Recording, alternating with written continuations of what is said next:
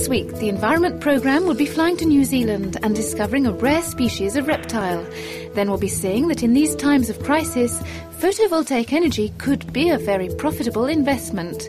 After that, we'll be going to the USA, where the new president is taking the first steps in favour of the environment. Finally, we'll be diving virtually into the ocean's depths thanks to a brand new site. There's been an unexpected birth at the Museum of New Zealand. At 111 years old, this reptile of the tuatara species, one that's becoming extinct, is the genitor of 11 babies. Generally, tuataras only mate every 2 to 5 years, a rhythm that doesn't favour the population renewal. Researchers want to use the 100-year-old reptile's performances and try and save the species by introducing it to other females. An ancient species of reptile whose ancestors lived 66 million years ago at the time of the dinosaurs. This is the Nest du Bie wine-producing domain in the village of Cotignac in the south of France. Here are endless vines all along this beaten track, at the end of which is a warehouse. At first sight, we appear to be in a totally ordinary farm, but this one is rather particular. Through the winter mist on the roof, there are solar panels, or rather, an investment of a new kind. What you can see here is the first photovoltaic farm in the Var. It's an installation made on the slopes of 4 roofs over 800 square meters. We're making a proposal to our investors to become owners of panels that we're going to install on the roofs that we have selected in the south of France. This new financial product seems to be an interesting investment because even when the sun is playing hard to get, the solar panels produce electricity. EDF buys it all back at a set price for 20 years. The Grenelle Environment Forum has a lot to do with it. Today, in order to really promote photovoltaic development, the government has decided to help out by doubling the buying rate which has been offered, so as to make people aware of this kind of investment. On the 1st of January 2009, we went from €60 176 cents per kilowatt hour. That's about a 10% rise in the purchase rate over these last 3 years. At this price, the sun can be a long time coming. No more chance placements. Solar power is a safe value. It's even become a business. We have about 15 investors who have invested through us for a global price of €1 million, so as to have tax advantages as regards wealth tax, with an average return of 8% for this investment.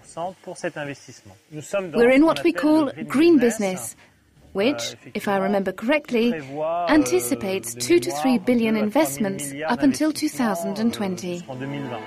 A green business which yields 8% per year and with a 20-year state guarantee. With such a yield and despite changing weather conditions, it's not surprising that the environment is becoming more attractive.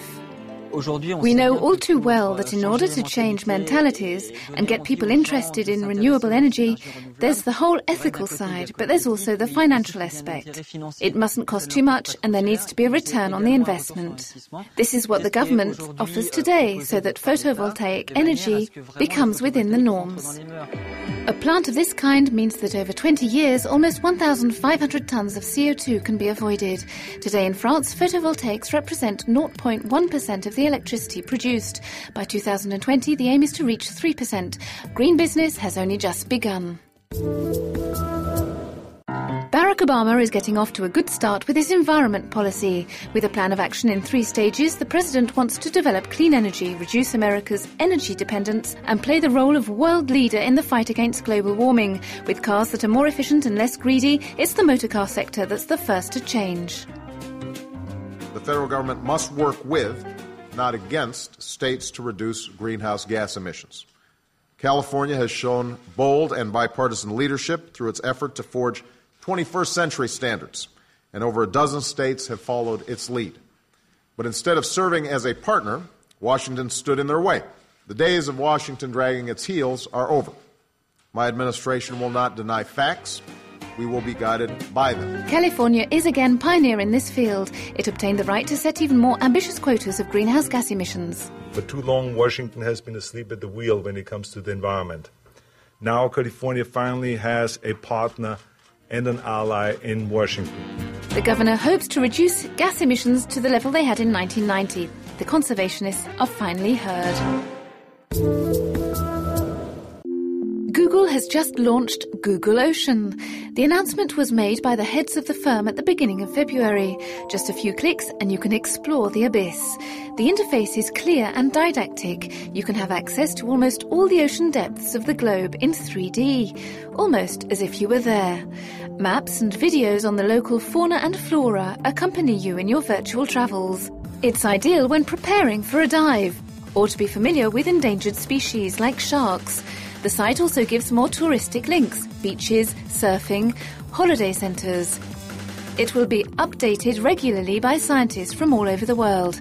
Basically, it's repeating the success of Google Earth.